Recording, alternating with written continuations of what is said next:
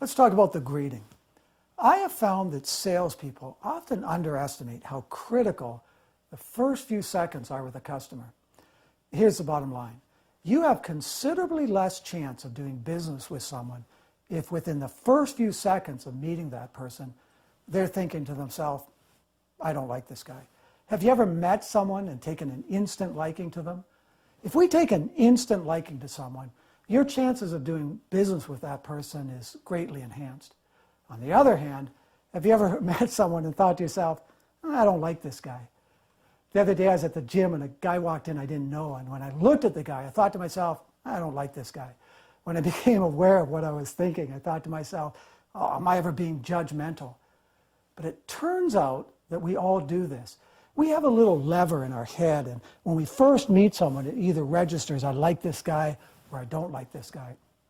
This process isn't rational or permanent. We often come to like people that we didn't initially like. This aspect of human psychology is called rapid cognition. Our mind sees in a split second 1,000 different things and disseminates that down to form a snap judgment. It's a sum total of what we hear, see, smell, registered at an unconscious level. Our influence over someone is greatly reduced if within the first few seconds of meeting that person, we're thinking, I don't like this guy. Let me share some of the research that was conducted to determine the impact that a first impression can have. There's an easy way to create a persona where either people instantly like you or dislike you. It's been discovered for some strange reason that if we sit in a crouched position prior to meeting someone, we create the I don't like this guy persona. In other words, if we take this posture prior to meeting someone, they're more likely to form a negative first impression. It's also been discovered that striking a victory pose, hands above the head, creates the I like this guy persona. So researchers had people take these postures prior to going into a job interview.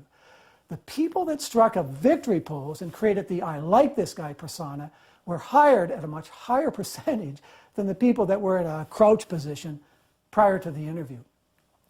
You are considerably more likely to influence someone if within the first few seconds they're thinking, I like this guy. Now, our state, what we're unconsciously projecting, is critical to our ability to influence others.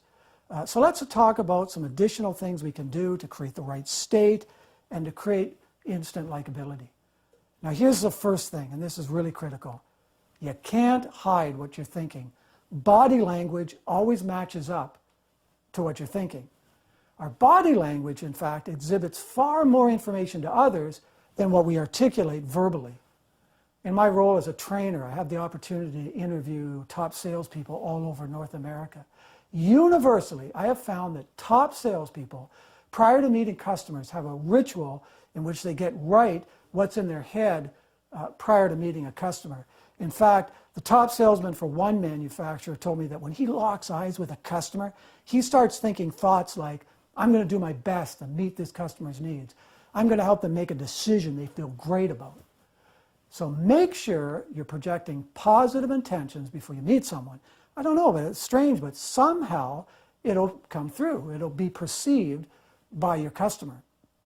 Now, it also helps if we avoid distractions, prejudging, negative thoughts. This girl is just a time waster. Why don't I get any of the good ups? Welcome to Trojan Motors. My name's James Brown. What brings you here today? Well, I just started shopping, so I thought I'd start with your dealership. Just start shopping. Oh, what a flake. Thanks for choosing us. What would you like to look at? It's amazing how little things can affect how customers perceive us. So before you greet someone, get yourself in the right place in terms of your moods, your thoughts, your intentions, your state. Okay, we've talked about creating the right state. Next, we're going to talk about what works better, formal greeting or winging it. I often ask audiences what they think works better, a prepared greeting or winging it. They usually lean to winging it. In fact, I think I might have leaned that way myself.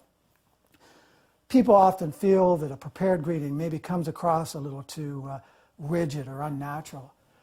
Now, it turns out, and we were surprised by this, but after examining hundreds of mystery shop videos, it becomes clear that having a prepared greeting delivered effectively outperforms winging it.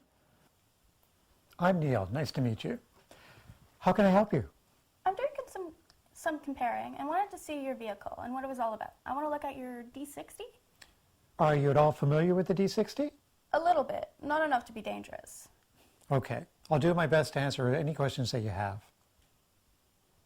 Having a prepared greeting simply means you've thought about phrases and questions that work best when you first meet someone. Welcome to Outstanding Motors. My name's Josh Groban. And your name is? I'm Lilia. Welcome, Liliette, and thanks for visiting with us today. What brings you to our dealership today? I've been looking at the Adventure and wanted to see if it was the vehicle I might be interested in. Great. I think you'll love the vehicle once you have a chance to look at it.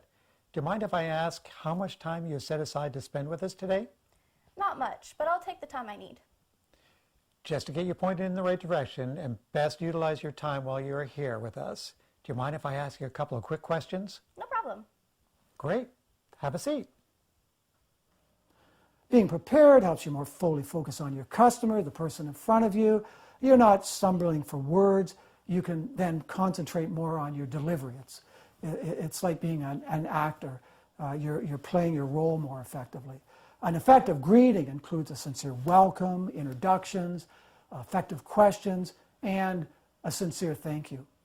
Take the time to develop a greeting that works best most of the time. Practice your greeting. Get good at delivering it. It's like being an actor, as I mentioned. It's just playing your role effectively. Now, here are some additional things you can do. Smile, mirror or copy what you see, use the customer's name, ask great questions, and pick an eye and focus on that eye. And we often hear that it's important to look a person in the eyes, but it turns out we actually can't do that. We can only focus on one eye at a time. So in order to avoid looking shifty, pick one eye and focus on that eye. Let's talk a little bit more about mirroring. We've talked in the past that we like people that are similar to us. Neuroscientists have discovered that feelings are activated by what we see. We're more likely to feel empathy towards and see someone as similar to us when they exhibit similar body language. So when you're mirroring someone, that person is more likely to feel that you're similar to them. It engenders a feeling of empathy. Okay, that's great. Let's do a summary. Creating instant likability is critical to success. You can't hide what you're thinking. Get right what's in your mind before you meet a customer, and have a prepared greeting.